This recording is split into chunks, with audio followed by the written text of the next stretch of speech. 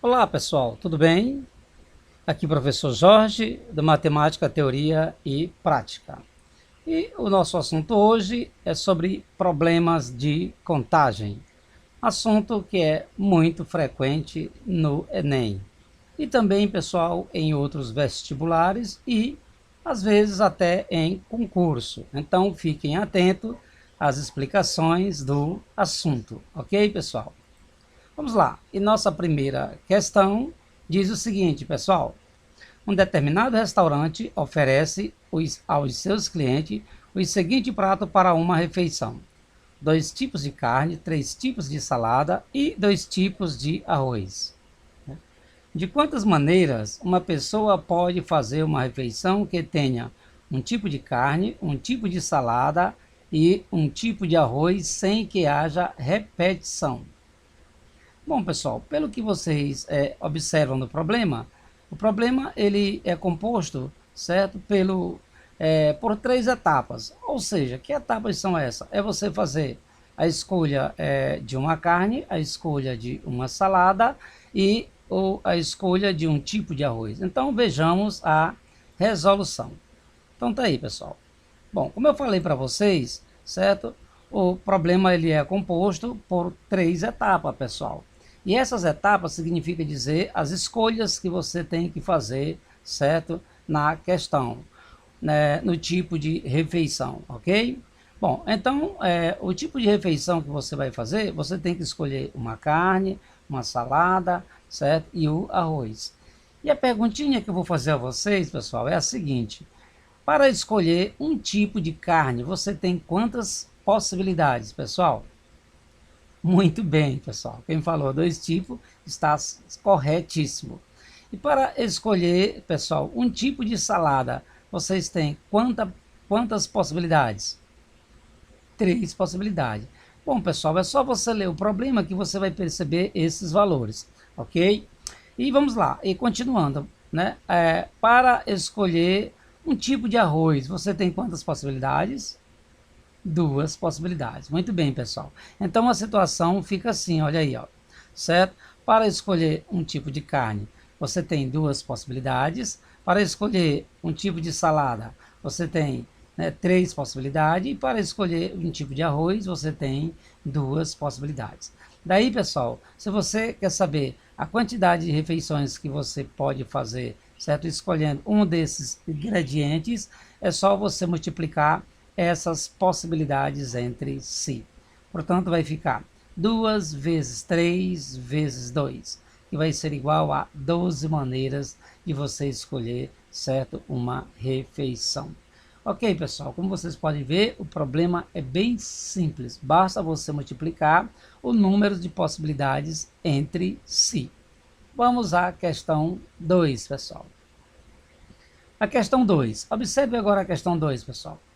Uma pessoa possui 5 calças, 3 paletós, 7 camisas e 6 pares de sapato, distintos entre si.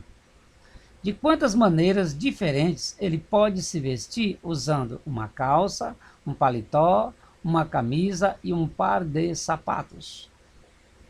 Bom, como vocês podem perceber, pessoal, essa questão é bem semelhante, né, à questão número 1, certo? A diferença é que você vai aumentar agora as suas escolhas, certo? Na primeira questão, você pôde fazer 3 escolhas. E agora, nessa questão, você vai ter que fazer 4 escolhas, pessoal. O que significa dizer, certo, que esse problema, ele é composto, certo? Ele é composto exatamente por 4 etapas. Vejamos aí, pessoal, ó, a resolução do problema. Então a situação fica assim, ó. Então a primeira escolha que você vai ter que fazer é uma calça, em seguida um paletó, uma camisa e, por final, um par de sapato. Bom, aí você pergunta, professor, tem que ser nessa ordem? Não, pessoal, não é obrigado a ser necessariamente nessa ordem, ok? Então vamos às perguntinhas, ok? Para fazer é, é, para fazer a escolha, pessoal, de uma calça, você tem quantas possibilidades? Muito bem, pessoal. Para fazer a escolha de uma calça, você tem 5 possibilidades. E de um paletó, quantas possibilidades? de um paletó, você tem 3 possibilidades, pessoal. E para fazer, certo, a escolha de uma camisa, você tem quantas possibilidades? 7 possibilidades, pessoal. E um par de sapato, 6 possibilidades, ok? Bem simples, é só a gente ler, certo? O problema e a gente vai perceber isso com muita clareza. Então a situação fica assim, pessoal. Olha lá. Para escolher uma calça, 5 possibilidades. Um paletó, 3 possibilidades. Uma camisa, 7 possibilidades. E um sapato, 6 possibilidades.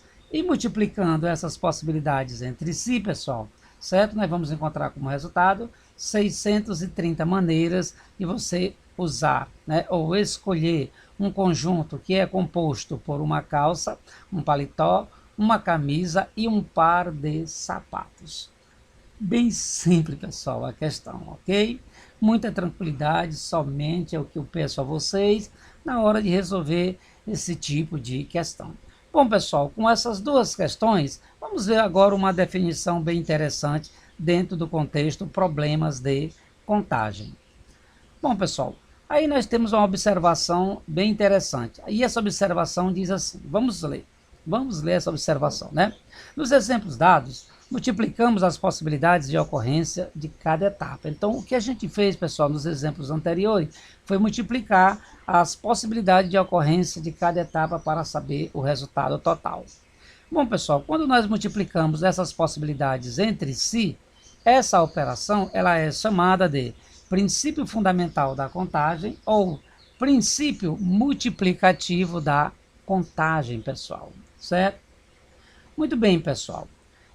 E esse princípio multiplicativo da contagem, que também é chamado de princípio fundamental da contagem, ele tem o seguinte enunciado. Vamos dar uma lida nesse enunciado. Ele diz assim: se um determinado acontecimento ocorre em N etapas diferentes, de modo que x1, x2, x3 e xn representam o número de possibilidades de ocorrência dessas etapas, observe, x1, x2, x3, xn representam o quê? O número de possibilidades de ocorrência dessas etapas. Então, pessoal, o número total de ocorrências dessas etapas, certo? É calculado pelo produto, certo, do número de possibilidades de ocorrência dessas etapas, que são x1 vezes x2 vezes x3 vezes xn. É o que aconteceu nos exemplos anteriores, pessoal. O que foi que a gente fez para encontrar o resultado total? A gente multiplicou as possibilidades entre si. E observe que a operação indicada aí, certo, nas questões, foi a operação multiplicação. Ok, pessoal? Bom, com isso, vamos agora para as próximas questões. A próxima questão, pessoal, diz assim: num hospital existem 3 portas de entrada que dão para um amplo saguão, no qual existem 5 elevadores. Um visitante deve se dirigir ao 6º andar, utilizando-se de um dos elevadores. De quantas maneiras diferentes poderá fazê-lo?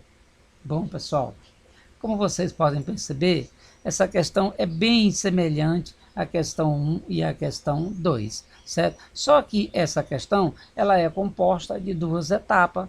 Se você ler bem o problema, você vai perceber isso. A primeira etapa é você escolher uma porta, para entrar até o saguão, e de lá você pegar um elevador para ir ao 6º andar. Então vejamos como é que vai ficar a resolução, pessoal. Tá aí, ó, certo? Então, como vocês podem ver, o problema ele é composto por 2 etapas. Você escolheu uma porta e depois um elevador, ok? Então, vamos lá. Para escolher uma porta, nós temos quantas possibilidades? 3 possibilidades, né, pessoal? E para escolher um elevador, vamos lá. Quantas possibilidades nós temos? 5 possibilidades. Portanto, pessoal, para a gente escolher uma porta, nós temos 3 possibilidades e para escolher um elevador, nós temos 5 possibilidades. Portanto, pessoal, a situação fica assim.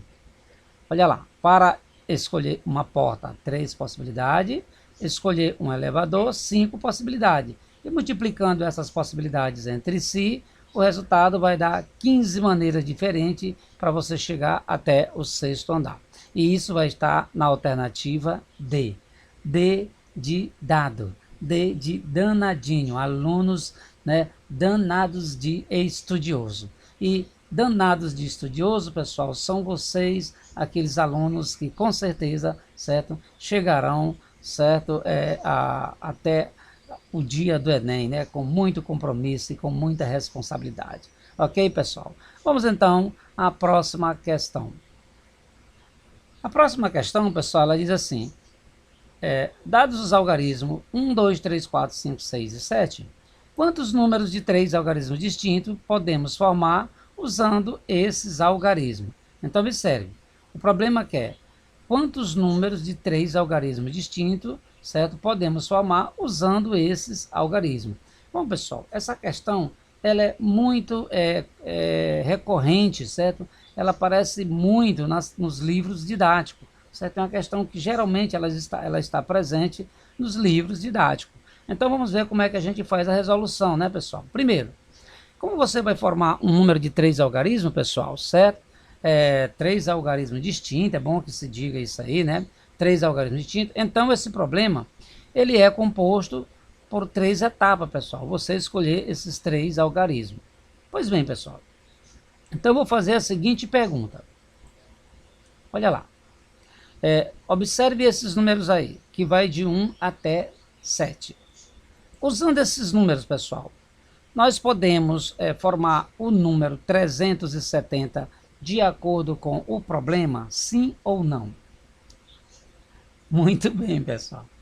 Acho que alguém respondeu sim e outros talvez responderam não. Pois bem, pessoal, se você respondeu sim, certamente você está errado. Professor, como assim está errado? Não entendi. Por que, professor? O número não tem 3 algarismos? Exatamente. Vamos dar uma olhadinha nesse número. Olha aí, pessoal. Ó. O número ele é composto por 3 algarismos. Ok?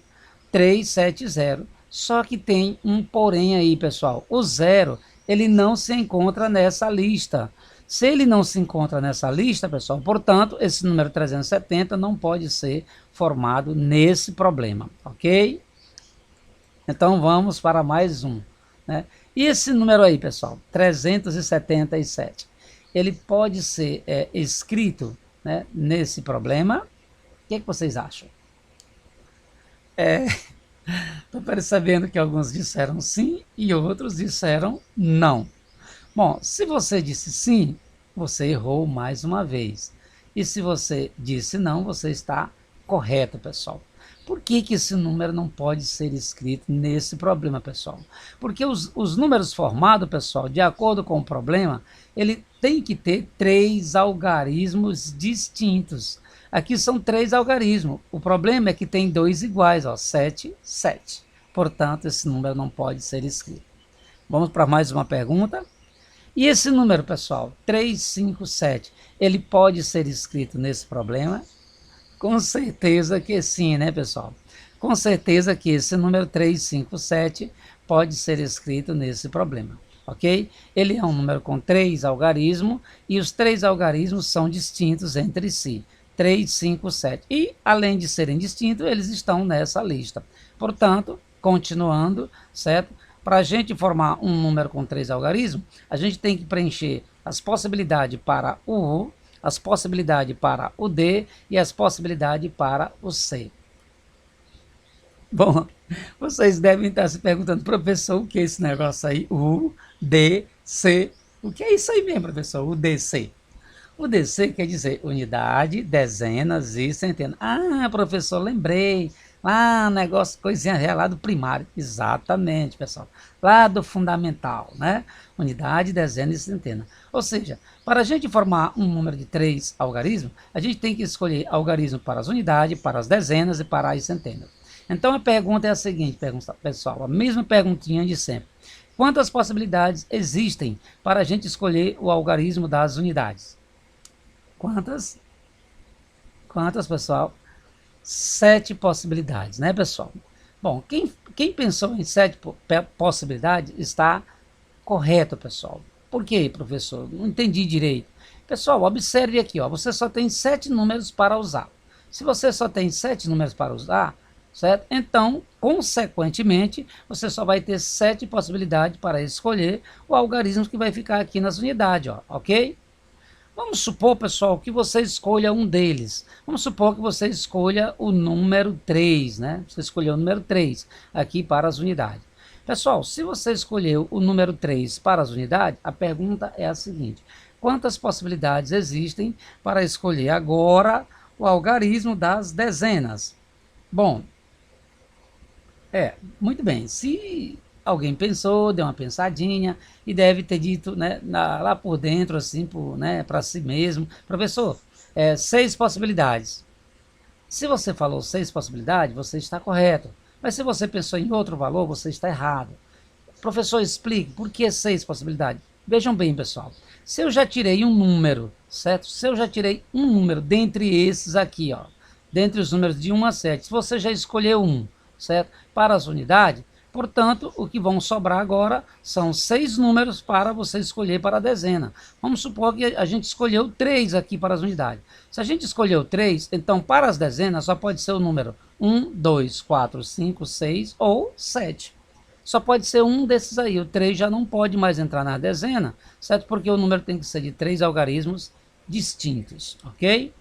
Agora vamos para as centenas, pessoal. E para escolher o algarismo das centenas, nós temos quantas possibilidades, uma vez que nós já escolhemos o algarismo das unidades e também o algarismo das dezenas.